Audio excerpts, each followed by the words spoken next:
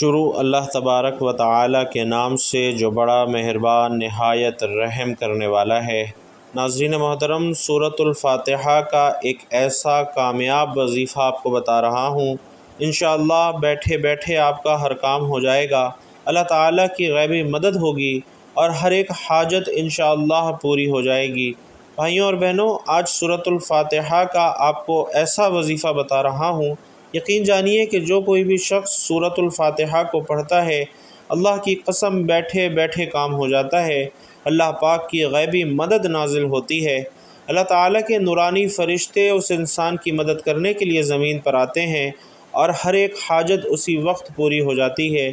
اس لیے اس سورت کو جامع سورت کہا گیا ہے، اور یہ سمجھیں کہ یہ سب وظیفوں سے طاقتور وظیفہ ہے، سب وظیفوں سے کامیاب وظیفہ ہے، اور سورۃ الفاتحہ سے آپ جس بھی کام کا آغاز کریں گے، آپ گھر بنانا چاہتے ہیں، کسی جگہ جاب کرنا چاہتے ہیں، آپ انٹرویو کے لیے جانا چاہتے ہیں، کسی نئے کام کی ابتدا کرنا چاہتے ہیں، الغرض آپ کسی بھی حوالے سے پریشان ہیں، کامیابی چاہتے ہیں، کامیابیوں کی سیڑھی پر چڑھنا چاہتے ہیں، دنیا کے اندر کسی بھی لحاظ سے آپ عہدہ چاہتے ہیں، تو یقین جانیے آپ وہ کام جو شروع کرنا چاہتے ہیں، اگر آپ کا یہ معمول بن جائے کہ آپ اس کام کو شروع کرنے سے پہلے سورۃ الفاتحہ کا یہ وظیفہ کر لیں گے، تو اللہ پاک آپ کے ہر ایک کام کے اندر انشاءاللہ کامیابی عطا فرمائے گا، اور اللہ پاک آپ کا بازو بن جائے گا، اور فرشتے جو اللہ پاک کی نورانی مخلوق ہیں وہ آپ کی مدد کے لیے زمین پر اتریں گے۔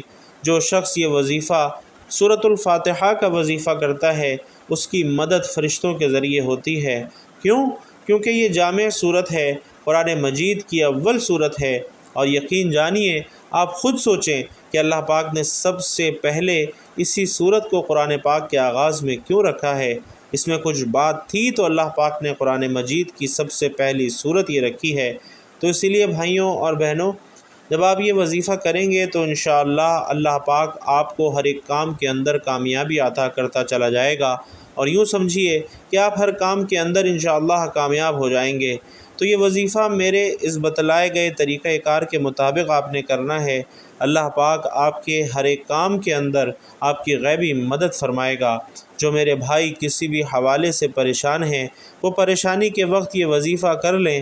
اگر آپ کسی جاب پر گئے ہیں، کسی انٹرویو کے لیے جا رہے ہیں، کچہری کے اندر آپ کا کوئی کام ہے، اور خاص طور پر میرے بہت سے بھائی ایسے بھی ہیں کہ جن کا واسطہ کچہری عدالت کے اندر پڑتا رہتا ہے، اگر آپ مقدمہ لڑ رہے ہیں اور چاہتے ہیں کہ اس مقدمے کے اندر آپ کی جیت ہو، تو بھائیوں اور بہنوں، اپنے مقدمے کے لیے جانے سے پہلے یا عدالت کے اندر جانے سے پہلے جاتے جاتے راستے میں یہ سورۃ الفاتحہ کا وظیفہ بتلائے گئے طریقہ کار کے مطابق کرتے جائیں، انشاءاللہ اللہ پاک آپ کو ضرور عطا فرمائے گا، کیونکہ یہ یقینی وظیفہ ہے، کامیابی کا وظیفہ ہے۔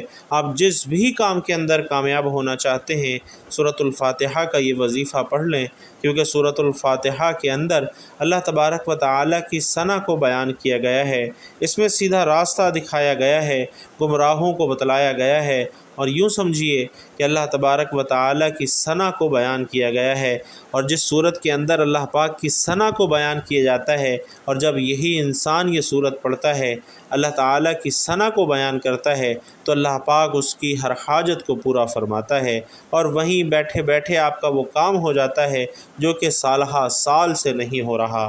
بھائیوں اور بہنوں، آج کا وظیفہ بہت ہی خاص وظیفہ ہے، اور اس میں قرآن مجید کی صورت کا عمل ہے، تو یہ وظیفہ آپ نے لازمی کرنا ہے۔ انشاءاللہ اس عمل کو کرنے سے آپ کے پاس اتنا پیسہ اور مال و دولت آ جائے گا کہ اگر آپ غریب ہیں، آپ کے گھر کے حالات خراب ہیں، تو آپ کے گھر کے اندر مالی حالات انشاءاللہ اس قدر بہتر ہو جائیں گے کہ آپ کے جتنے بھی رشتہ دار ہیں وہ آپ کی طرف دیکھتے رہ جائیں گے۔ یہ خاص وظیفہ ہماری بہت سی بہنوں اور بھائیوں کا آزمایا ہوا ہے۔ عمل اللہ تبارک و تعالیٰ کے فضل و کرم سے گھر سے غربت اور تنگ دستی ختم ہو جائے گی، اور گھر میں مال و دولت کی بارش ہونا شروع ہو جائے گی۔ انسان کا واحد مقصد یہ ہے کہ اللہ تبارک و تعالیٰ کی عبادت اور بندگی کرے۔ اس کے علاوہ جتنے بھی امور ہیں جن کو انسان انجام دیتا ہے، اس لیے بھی تاکہ وہ عبادت الہی کے معاملے میں انسان کے معاون بن سکیں، انسان کی صحت و تندرستی، طاقت و قوت مال و دولت، کھانا پینا، غرض ہر ایک چیز اس لیے ہے تاکہ انسان سیر ہو کر اپنے اصلی مقاصد کو انجام دے سکے۔ عبادت اللہ تبارک و تعالیٰ کے حکم اور نافذ کردہ چیزوں کو انجام دینا اور منع چیزوں سے رک جانا ہے، لیکن عبادت کے اندر بھی فرق مراتب کا لحاظ رکھا گیا ہے، یعنی ان کی انجام دہی کی صورت میں مرتب ہونے والے اجر و ثواب میں بڑا فرق ہے۔ چنانچہ کچھ امور ایسے ہیں جن کی فضیلت اور اہمیت، اجر و ثواب بہت زیادہ ہے، اور کچھ ایسے ہیں جن کا اجر و ثواب دیگر عبادتوں کی نسبت کچھ کم ہے۔ نفلی عبادات میں تہجد کی نماز قبولیت کی ضامن نماز، تہجد قربت الہی کا ذریعہ ہے۔ یہ نماز رب کی خوشنودی کا باعث ہے، اس سے حسنات میں اضافہ ہوتا ہے، گناہ معاف ہوتے ہیں اور درجات بلند ہوتے ہیں۔ نماز تہجد سے محبت الہی کا حصول ہوتا ہے، اور یہی وجہ ہے کہ اس کی توفیق انہی چند افراد کے دامن میں آتی ہے جو کہ اللہ تبارک و تعالیٰ کے خاص اور پسندیدہ ہوتے ہیں۔ اسی طرح آج کا یہ وظیفہ بے روزگاروں نے کیا تو اللہ تعالیٰ نے ان کے لیے نوکری کا، کاروبار کا بہترین وسیلہ بنایا۔ کاروباری حضرات نے کیا تو ان کے پاس گاہکوں کی لائن لگ گئی۔ یہ وظیفہ آپ نے نماز عشاء کے بعد کرنا ہے۔ اگر آپ اس وظیفے کو سمجھ کر اچھی طرح سے کر لیتے ہیں تو انشاءاللہ جو آپ کے رزق کے مسائل ہیں وہ بھی حل ہونا شروع ہو جائیں گے۔ رزق کا مسئلہ انشاءاللہ حل ہو جائے گا، رزق کی رکاوٹیں اور بندشیں دور ہو جائیں گی۔ یہ ایک ایسی صورت ہے کہ جن لوگوں نے یہ وظیفہ کیا اللہ رب العزت نے انہیں غنی بنا دیا۔ جن لوگوں نے بھی یہ عمل کیا ان کے کاروبار خوب پھلے پھولے۔ تو آج آپ کے لیے یہ وظیفہ لے کر آیا ہوں۔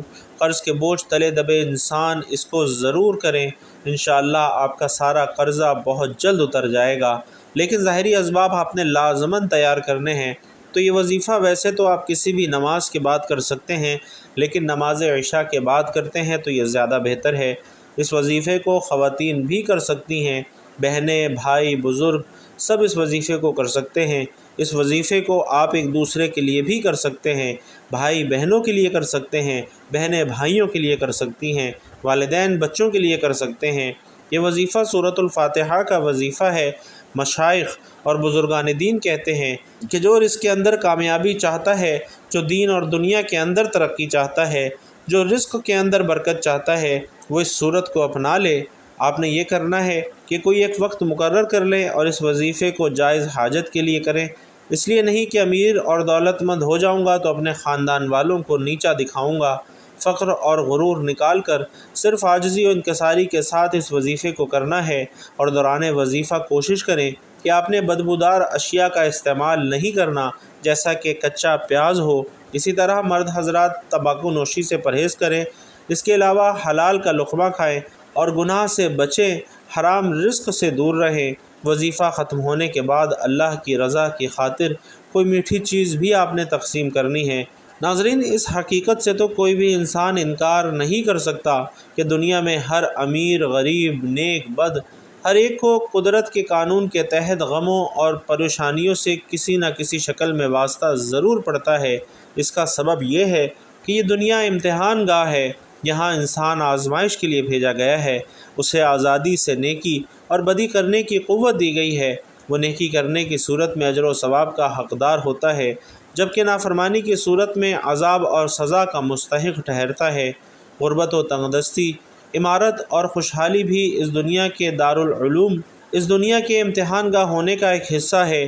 یہاں دو قسم کے لوگ رہتے ہیں، ایک وہ جو آسودہ حالت اور دولت مند ہیں اور ہر قسم کی آسائش و آرام سے بہرہ ہیں، جبکہ دوسرے وہ جو غربت اور مفلوق الحال ہیں اور زندگی کی بنیادی ضروریات سے بھی اکثر محروم ہیں۔ ان کی زندگی انہیں دکھوں اور تکلیفوں سے لڑتے ہوئے گزر جاتی ہے۔ انسان کسی بھی گروہ سے تعلق رکھتا ہے، اسے دکھوں سے مفر نہیں ہے۔ یہ الگ بات کہ کسی کو کم اور کسی کو زیادہ دکھوں سے واسطہ پڑتا ہے، اور پھر اسے زندگی گزارنا ایک پہاڑ نظر آنے لگتی ہے۔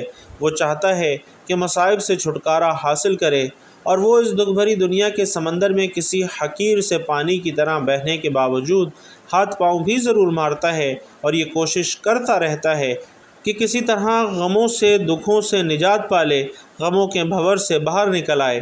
لیکن وہ تب تک اپنی ہر پریشانی اور دکھوں سے نجات نہیں پاتا جب تک وہ اللہ اور اس کے پیارے رسول صلی اللہ علیہ وسلم کے بتائے ہوئے احکامات پر عمل نہ کرے۔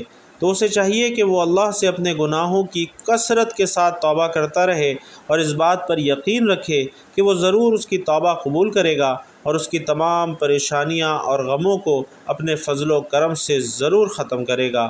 تو ناظرین، ایک اور بات بتاتا چلوں کہ کوئی بھی وظیفہ شروع کرنے سے پہلے آپ نے درود پاک کا نذرانہ لازمی پیش کرنا ہوتا ہے۔ یہ درود پاک کا عمل اللہ پاک نے خود قرآن مجید کے اندر بیان فرمایا ہے، اور جس کی تفسیر میں آتا ہے کہ اللہ تبارک و تعالی فرماتا ہے کہ میں خود درود بھیجتا ہوں اپنے پیارے پیغمبر حضرت محمد مصطفیٰ صلی اللہ علیہ وسلم پر، اور میرے جتنے فرشتے ہیں، نوری مخلوق ہیں، یہ بھی سب مل کر نبی علیہ الصلاۃ والسلام پر درود پڑھتے ہیں۔ اللہ تعالیٰ فرماتا ہے کہ اے ایمان والو، تم بھی میرے نبی حضرت محمد مصطفیٰ صلی اللہ علیہ وسلم پر درود پڑھو۔ اور بھائیوں اور بہنوں، یہ میرے اللہ کا ہمیں واضح حکم ہے، اور یہ کام، یہ عمل اللہ کی ذات خود بھی کرتی ہے۔ قرآن پاک سورۃ الاحزاب میں ارشاد باری تعالیٰ ہے کہ بے شک اللہ اور اس کے فرشتے نبی پر درود بھیجتے ہیں، اے ایمان والو ان پر درود اور خوب سلام بھیجو۔ حضرت ابو طلحہ انصاری رضی اللہ تعالیٰ عنہ فرماتے ہیں کہ ایک دن حضور اکرم صلی اللہ علیہ وسلم تشریف لائے تو چہرہ اقدس پر بشاشت نمایاں تھی۔ ارشاد فرمایا کہ میرے پاس حضرت جبرائیل علیہ السلام آئے اور کہا کہ آپ کا رب عز و جل فرماتا ہے کہ آپ راضی نہیں کہ آپ کی امت میں جو کوئی آپ پر درود بھیجے میں اس پر 10 بار درود بھیجوں گا، اور آپ کی امت میں کوئی آپ پر سلام بھیجے تو میں اس پر 10 بار سلام بھیجوں گا۔ اسی طرح حضرت عبداللہ بن مسعود رضی اللہ تعالیٰ عنہ سے روایت ہے کہ حضور پرنور صلی اللہ علیہ وسلم نے ارشاد فرمایا کہ قیامت کے دن مجھ سے سب سے زیادہ وہ قریب ہوگا جس نے مجھ پر سب سے زیادہ درود بھیجا ہوگا۔ حضرت انس رضی اللہ تعالیٰ عنہ روایت بیان کرتے ہیں کہ حضور اقدس صلی اللہ علیہ وسلم نے فرمایا کہ جو مجھ پر ایک مرتبہ درود بھیجے اور وہ قبول ہو جائے تو اللہ تعالیٰ اس کے 80 برس کے گناہ مٹا دیتا ہے۔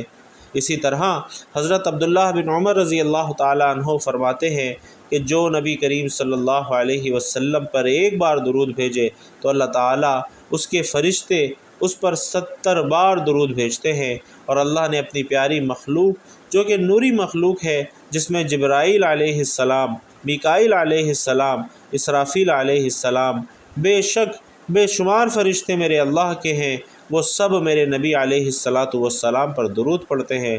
تو اللہ رب العزت فرماتے ہیں کہ میں بھی، میرے تمام نوری فرشتے بھی، اور اب میں بندوں کو بھی حکم دے رہا ہوں کہ جو مجھ کو مانتے ہیں، جو میرے نبی پر ایمان لے کر آئے ہیں، ان کو بھی حکم دے رہا ہوں کہ یہ عمل تم بھی کرو۔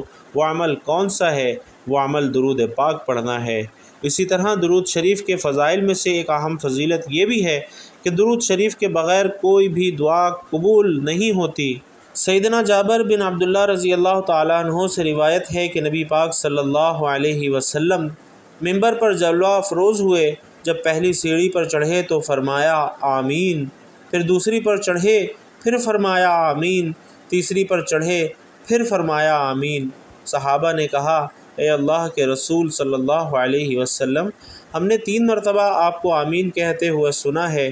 آپ صلی اللہ علیہ وسلم نے فرمایا کہ جب میں پہلی سیڑھی پر چڑھا تو جبرائیل امین میرے پاس آئے اور کہا بدبخت ہے وہ شخص جس نے رمضان کا مہینہ پایا پھر وہ گزر گیا لیکن اس کی بخشش نہ ہوئی، تو میں نے آمین کہا۔ جبرائیل علیہ السلام نے دوسری سیڑھی پر کہا کہ بد نصیب ہے وہ بندہ جس نے اپنے والدین یا دونوں میں سے ایک کو پایا اور انہوں نے اس کو جنت میں داخل نہ کروایا، تو میں نے کہا آمین۔ پھر تیسری سیڑھی پر کہا کہ کمبخت ہے وہ شخص جس کے سامنے آپ کا ذکر ہوا اور اس نے آپ پر درود نہ پڑھا، تو میں نے پھر کہا آمین۔ تو ناظرین، خود اندازہ لگائیے کہ کتنی سخت وعید ہے۔ ہم بھی بارہا حضور علیہ الصلاۃ والسلام کا نام لے رہے ہیں، آپ بھی درود پڑھنا مت بھولیے، اور ایک پیارا اور مختصر سا درود صلی اللہ علیہ وآلہ وسلم بھی کمنٹ باکس میں ضرور لکھ دیجئے۔ بھائیوں اور بہنوں، اللہ کا حکم ہے اور اللہ کے حکم کو لے کر آنے والے سارے فرشتوں کے سردار حضرت جبرائیل علیہ السلام ہیں، اور جس ہستی کے پاس وہ فرشتے آئے ہیں وہ سارے نبیوں کے امام ہیں۔